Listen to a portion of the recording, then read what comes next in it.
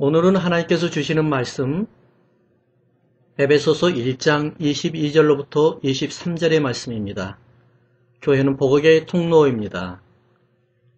지난주에는 에베소서 강의 첫 번째 말씀으로 교회 안에 감추어진 생명의 비밀이 있습니다 라는 제목으로 여러분과 은혜를 나누었는데, 오늘은 교회는 복의 통로입니다 라는 말씀을 가지고 함께 은혜를 나누려고 합니다.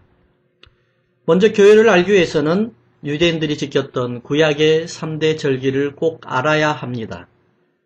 절기를 한마디로 말씀하면 하나님과 함께하는 삶입니다. 즉 하나님과 함께 누리고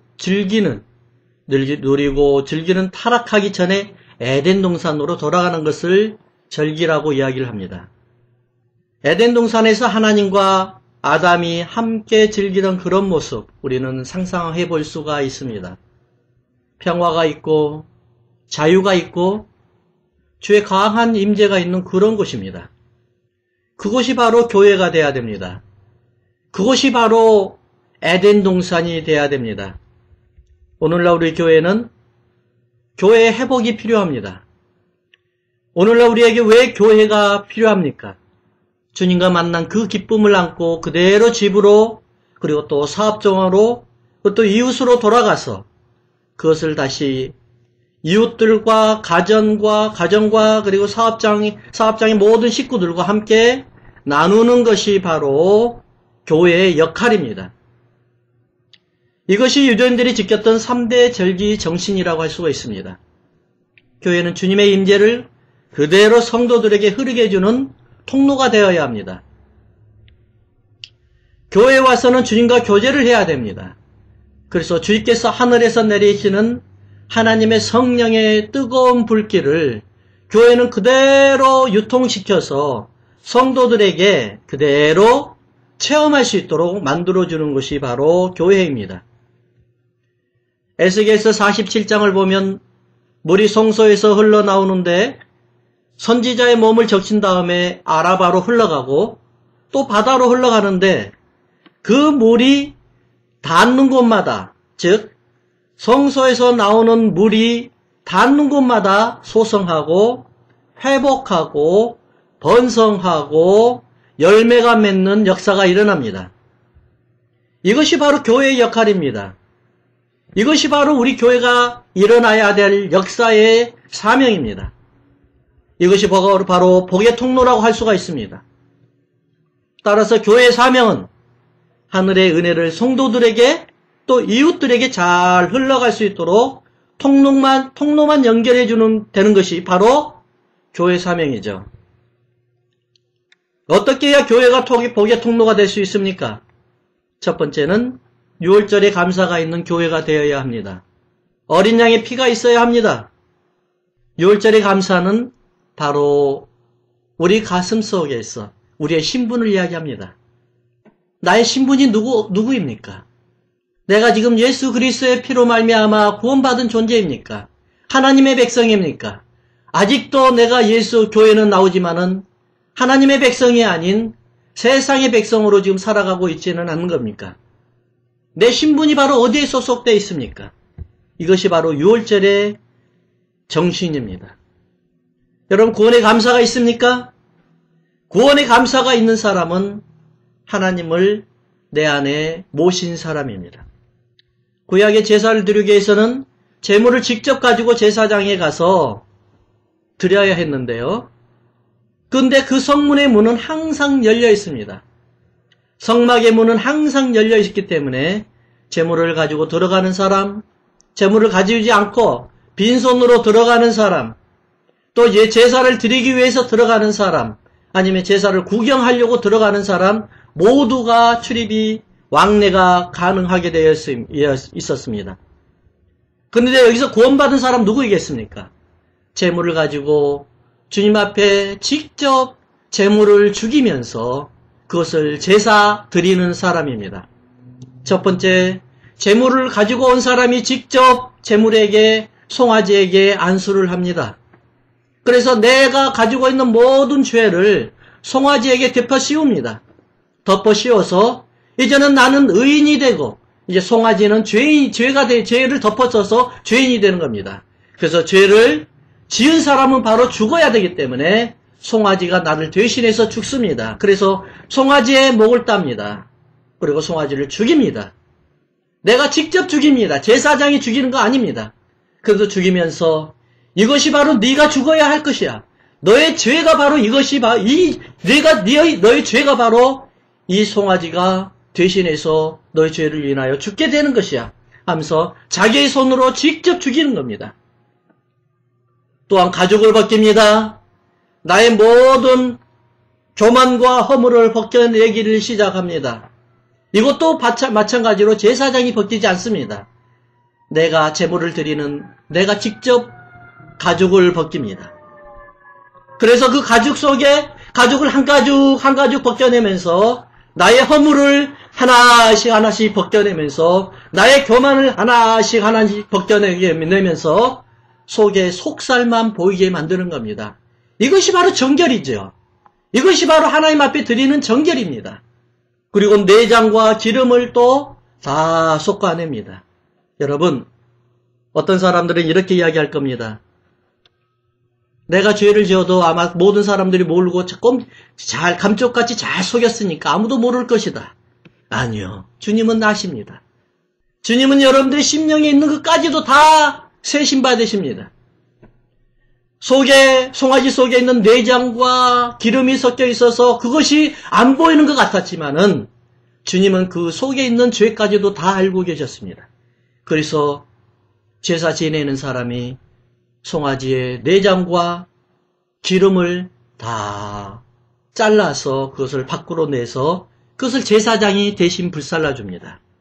아직까지 다듬어지지 아니하는 것, 내 속에서 아직까지 해결되지 아니하는 상처의 문제들, 이런 것들을 내장과 함께 기름과 함께 다 끄집어내어서 불살라야 됩니다.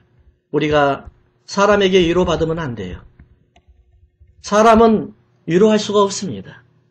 순간적인 위로는 가능하겠죠. 하지만 성령께서 위로를 받기를 소원합니다. 성령께서 하시지 아니하는 위로는 그냥 순간적으로 넘어갑니다. 여러분, 내 안의 상처, 내 안의 허물, 내 안의 교만함, 내 안의 욕망들, 이런 것들을 다 끄집어 넣어서 성령의 불로 태워야 됩니다. 그렇지 아니하면은 우리는 항상 옛 모습의 모습으로 다시 돌아가게 되고, 일어섰다 하면은 또 넘어지고, 넘어졌다 하면은 또 일어서는 자꾸 그런 반복의 신앙을 하게 되는 것입니다. 이것을 끄집어내야 됩니다. 깨끗이 오려서 끄집어내야 됩니다. 그래서 성령의 불로 태워야 됩니다. 그래야만이 우리에게 자유가 있어요. 감사가 넘쳐요. 이것이 바로 감격이에요. 6월절에 어린 양의 피로 구속받는 그 피로 구속받는 감격이 우리 삶 속에 넘쳐야 됩니다. 예수님께서는 여러분들을 위해서 송아지로 대신해서 오셨어요. 어린 양으로 대신해서 오셨어요. 여러분들을 위해서 죽었어요. 여러분들 대신해서 죽었어요. 송아지의 가죽을 벗겼어요. 송아지의 내장을 벗겨냈어요. 송아지의 그 안에 묻어있는 기름까지도 다 뽑아냈어요. 그러면서 여러분들을 자유함으로 만들어냈습니다. 요한복음 15장 1절에서 5절에 보니까 예수님께서는 이렇게 말씀하고 계십니다. 특별히 2절에 보니까 이런 내용이 있습니다. 무릇 내게 있어 과실을 맺지 아니하는 가지는 아버지께서 이를 제해 버리시고, 다시 한번 읽습니다. 무릇 내게 있어 과실을 맺지 아니하는 가지는 아버지께서 이를 제해 버리시고, 이 제해 버리시고라는 곳에 동글뱅이를 적 쳐보십시오. 또한 무릇 과실을 맺는 가지는 더 많은 과실을 맺게 하려 하여 이를 깨끗게 하시느니라. 여기에서 아까 동글뱅이 치라고 했던 제해 버리신다는 말씀입니다. 여러분 얼마나 과실을 맺었습니까? 행여나 여러분 하나님께서 과실을 맺지 못한다고 해서 가시를 잘라버리고 불살라버리면 여러분 어떻게 되겠습니까? 이 얼마나 억울한 일입니까? 그렇지만은 여러분들 다시 한번 생각을 해보십시오. 이 제해버린다는 이 말씀은 헬라어로는 아이로라는 말입니다. 무슨 말이냐면은 밑에서 끌어올리다. 옛날에 유대인들의 제사 방법, 농경, 그러니까 포도 재배의 방법은 이랬습니다. 포도가 땅바닥에서 나면 땅바닥을 그대로 줄기가 퍼져나갔습니다. 그러다가 어느 바위라든지 아니면 나무라든지 있어가지고 그 나무 위를 통과하는 위로 올라가서 뻗어있는 과지는 거기에 과실을 잘 맺었고, 땅바닥이 그대로 붙어서 계속 뻗어나간 거기에 가지의 열매가 굉장히 형편이 없었습니다. 그렇기 때문에 예수님께서 무슨 말씀이냐면 하시는 말씀이, 땅바닥에서 계속 붙어서 뻗어나가는 가지는 밑에다가, 가지 밑에다 돌 같은 것, 나무 같은 것을 밑에다 놔가지고 거기에서 위로 살짝 가지를 끌어올려서 열매가 가시를 잘 맺게 만들어준다는 것입니다. 이것이 바로 과실을 맺는 겁니다. 여러분, 여기에서 우리가 하나 생각해 봐야 될 게 뭐가 있습니까? 예수님한테만 붙어있기만 하면 됩니다. 교회에 붙어있기만 하면 됩니다. 예수의 몸된 교회, 제가 몸된이라고 자꾸 강조를 합니다. 예수의 몸된 교회에 붙어있기만 하면은 과실을 맺게 되어 있습니다. 이것이 바로 교회의 복의 통로입니다. 잘못된 환경에서 끌어올리십시오. 예수님께서는 그것을 올릴 수가 있습니다. 예수님한테 맡기기만 하십시오. 교회에 붙어있기만 하십시오. 그러면 예수님께서 여러분들의 삶을 끌어올려 줄 것입니다. 세상에서 끌어올려 주고 여러분들의 잘못된 삶에서도 끌어올려 주실 것입니다. 그래서 가지가 땅에 붙어 있어서 열매를 못 맺는 그런 인생이 아니라 가지가 땅에서 살짝 끌어올려 주셔서 이제는 과실을 많이 맺는 그러한 여러분들이 되기를 주의 이름으로 축원합니다. 그래서 15장 5절에는 결론적으로 이런 말씀을 합니다. 나는 포도나무요 너희는 가지니 저가 내 안에 내가 저 안에 있으면 이 사람은 과실을 많이 맺나니 나를 떠나서는 너희가 아무것도 할 수 없음이라. 그렇습니다. 주님이 내 안에 계시고 내가 주님 안에 있을 때 우리 주님께서는 우리를 통해서 과실을 많이 맺게 해줄 줄로 믿습니다. 이것이 바로 교회를 통한 하나님의 복입니다. 교회를 통한 하나님의 복이라는 것입니다. 이것이 바로 교회예요. 이것이 바로 유월절이죠. 무조건 주님의 교회, 몸된 교회에 달라붙어 있기만 하면 된다는 것입니다.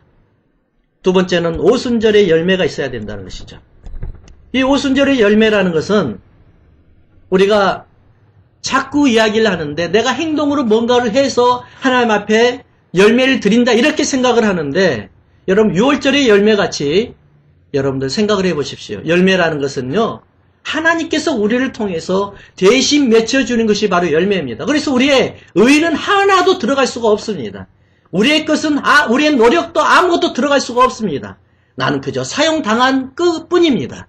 이것이 바로 열매예요. 근데 오순절의 열매는 특별히 뭘 여쭤보냐면은 여러분들 안에 성령님과 함께 계십니까? 이것을 묻고 있는 겁니다. 이것이 바로 영향력이죠. 어떤 사람이 여러분들에게 묻기를 당신은 예수 믿는 증거를 무엇으로 나타낼 수가 있습니까? 이렇게 물어본다면은 여러분 뭐라고 대답하시겠어요? 제가 재차 한번 질문할까요? 예수 믿지 않은 사람이 여러분들에게 물어봅니다. 여러분들에게 여쭤봅니다. 예수 믿지 않은 사람과 다른 점이 뭐죠? 도덕이라고 이야기할 것 같아요? 여러분 착각하지 마세요. 도덕은 기독교인들이 제일 형편이 없습니다. 죄송하지만은 TV에 나와서 구속되고 줄줄이 끌려가는 사람들마다 크리스천들이었습니다. 자살을 제일 많이 하는 사람이 크리스천이었습니다. 도덕이 아닙니다. 도덕은 타 종교에 있는 사람들이 더 잘 지킵니다. 율법적으로 보면은요, 오히려 이방신 섬기는 사람들, 사입이나 이단에 있는 사람들이 훨씬 더 우리보다 낫습니다. 그러면 우리는 오순절의 영향력을 뭘로 이야기할까요? 바로 성령님과 함께 동행하는 영향력입니다. 이것이 바로 성령의 능력이에요. 우리가 귀신을 쫓아내고 병자를 고치는 것, 이것도 성령의 능력이 될 수 있지만은 이거는 눈에 보이는 것 뿐입니다. 정말로 우리는 무서운 것은 눈에 보이지 아니하는 것입니다. 눈에 보이는 것은 한계가 있습니다. 하지만 눈에 보이지 아니하는 것은 한계가 없습니다. 그렇기 때문에 우리에게 가장 큰 영향력을 발휘할 수 있는 것은 내 안에 계신 성령님입니다. 그래서 우리는 영적 싸움에서 이기는 영향력이 있어야 됩니다. 어렵다고 자꾸 넘어지고, 어렵다고 그냥 실패하고, 어렵다고 해서 낭망하고, 이런 영향력은 예수 믿지 않은 사람과 똑같습니다. 우리는 성령님 내 안에 계시기 때문에 어렵지만 일어날 수가 있고, 두렵지만은 강하게 담대하게 나갈 수가 있고, 앞길이 안 풀리고 계속 하는 것마다 잘 안 되지만 그래도 오뚜기 마냥 일어날 수 있는 것은 성령님이 내 안에 함께 하시기 때문입니다. 이것이 바로 이기는 신앙입니다. 끝까지 참고 인내하는 신앙입니다. 이것이 바로 오순절의 열매예요. 이것을 우리는 이웃에게 보여주는 성령의 영향력이라고 이야기를 합니다. 어떤 사람들이 여러분들을 이야기합니다. 그래, 맞아. 예수 믿는 사람 뭔가가 다르긴 달라. 그렇지. 뭔가가 다르긴 달라. 아무리 쓰러져도 끄떡하지 않냐고 털털 털고 다시 일어나고, 아무리 어려워도 얼굴을 환하게 웃으면서 내일은 분명히 좋은 날이 올 것이야 하면서 주님과 함께 기도하면서 사는 사람, 이런 사람들이 바로 오순절의 영향력이 있는 사람입니다. 이런 사람이 바로 성령님과 함께하는 사람들입니다.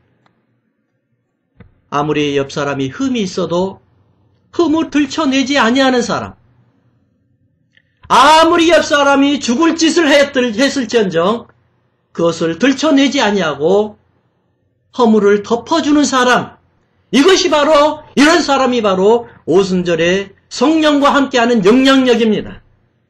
성령 받은 사람은 절대로 남의 흠을 들춰내지 않습니다. 덮어줍니다. 성령 받은 사람은 절대로 남을 죽이지 않습니다. 살려줍니다. 이것이 바로 영향력입니다. 구약 성경을 보면은, 오순절에 보면은, 오순절 날에는 새 소재로 요제로 드리라고 이야기를 하고 있습니다. 특별히 레위기 23장에 말씀하고 있습니다. 새 소재는 뭐냐면은 떡 2덩어리를 이야기하고 있습니다. 떡 2덩어리에 누룩이 있는 떡과 누룩이 없는 떡, 이것이 바로 새 소재죠. 원래는 하나님 앞에 드릴 때는 누룩이 없는 떡, 예를 들면 무교절에는 무교병을 먹어야 되는데 그 무교병이라는 것은 누룩이 없는 떡을 이야기합니다. 근데 이 오순절 날에는 어찌 되신 건지 누룩이 있는 떡과 누룩이 없는 떡, 이 떡 2덩어리를 가지고 흔들어서 드리라고 합니다. 자, 생각을 해보십시오. 누룩이 있는 떡과 누룩이 없는 떡을 섞어가지고 흔들어 버립니다. 자, 그러면은 어떤 것이 누룩이 있는 떡이고 어떤 것이 누룩이 없는 떡인지 금방 표시 날까요, 안 날까요? 이것이 바로 영향력입니다. 아무리 세상 사람과 섞어놔도 거기서 분명한 빛의 사람이 있습니다. 아무리 세상 사람과 섞어놔도 그곳에는 분명히 성령의 영향력을 발휘하는 사람이 있습니다. 그래서 흔들어서 드리는 겁니다. 오순절의 영향력이 여기서 나오는 겁니다. 저 사람은 뭔가가 달라. 그렇지, 저분은 뭔가가 달라. 저 교회는 뭔가가 달라. 저 사업장도 뭔가가 달라. 그렇지, 저 집에, 이웃집에, 그 가정에도 뭔가가 다르더라. 이러한 소문이 퍼지는 여러분들이 되기를 주의 이름으로 축원합니다. 세 번째는 초막절의 깊은 차원의 관계입니다. 깊은 차원입니다. 초막절이라는 것은 일주일 동안 주님과 함께 즐기는 것을 초막절이라고 그러죠. 광야에 나가서 어린아이들 온 가족을 다 데리고 나가서 옛날에 수천 년 전에 우리 하나님께서 우리의 민족, 유대인들의 우리의 민족을 애굽에서 끌어내시면서 우리에게 하나님께서 가르쳤던, 계명을 주셨던 그 말씀을 그 자녀들에게 그대로 전수시켜주면서, 그대로 교육시켜주면서 7일 동안 하나님과 더불어서 생활하고 깊은 차원의 대화를 하는 것이 바로 초막절입니다. 특별히 이 초막절에는 마지막 절기입니다. 유대인들의 7대 절기가 있는데 마지막 절기입니다. 세상을 마지막 준비하는 절기입니다. 주님과 성막에서 함께 즐거워하는 절기입니다. 얼마나 즐거워해야 됩니까? 바로 에덴 동산에서 주님과 함께 선악과를 따먹기 전에 아담과 하와가 주님과 더불어서 즐거워하면서 기뻐하면서 즐거워 지냈던 그런 모습으로 돌아가야 됩니다. 성막에는 세 영역이 있습니다. 첫 번째는 뜰의 영역, 두 번째는 성소의 영역, 세 번째는 지성소의 영역이 있습니다. 뜰의 영역에는 뜰에는 지붕이 없습니다. 그렇기 때문에 지붕이 없기 때문에 바람이 불 때는 바람을 맞아야 돼요. 눈이 올 때는 눈도 맞아야 됩니다. 소나기가 올 때는 소나기도 맞아야 됩니다. 햇빛이 들 때는 햇빛도 맞아야 됩니다. 세상의 환경에 따라서 자꾸 변하는 신앙, 이런 신앙이 바로 뜰의 신앙입니다. 햇빛이 쨍쨍 켤 때는 너무 좋아가지고 지금이라도 주님과 목숨을 바꿀 것 같이 하는 사람이 햇빛이 사라지고 구름이 끼고 비가 오기 시작하면은 금방이라도 주님을 버릴 것 같이 뛰어나가려고 하는 그런 사람, 저속으로 자꾸 변하는 사람, 오늘 좋았다 내일 나빴다, 오늘 좋았다 내일 나빴다는 이런 사람이 바로 뜰의 신앙입니다. 여러분, 주일날에 왜 주님 앞에 나와서 안식일을 지켜야 됩니까? 주님은 바로 축복의 근원입니다. 안식일의 주인은 바로 주님이십니다. 왜 주일날 교회에 나와서 예배드려야 합니까? 바로 주님이 몸된 교회가 바로 그 교회가 바로 주님이시기 때문에 그렇습니다. 그날이 바로 안식일이기 때문에 그렇습니다. 여러분, 더 이상은 우리의 삶이 아침 뜨거웠다, 저녁 차디차다 이렇게 변화되면 안 돼요. 항상 꾸준하게 주님을 사랑하면서 주님과 동행하면서 살아가는 여러분들이 되기를 주의 이름으로 축원합니다. 두 번째는 성소의 영역입니다. 그곳에는 말씀이 있어요. 그곳에는 빛도 있어요. 그곳에는 기도도 있어요. 성막에 들어가서 성소에 들어가면 오른쪽에 바로 떡상이 있고 왼쪽에 바로 촛대가 있고 바로 그 전쪽에 지성소에 들어가기 입구에는 향단이 있습니다. 말씀, 기도, 찬양이 다 있습니다. 이런 사람들은 누가 보살피지 않아도 주님과 더불어서 너무너무 잘 사는 사람입니다. 행복한 삶을 사는 거죠. 얼마나 은혜로운 인생입니까? 근데 여기에 한 단계 더 뛰어넘을 수 있는 지성소가 있다는 사실을 여러분 아시기 바랍니다.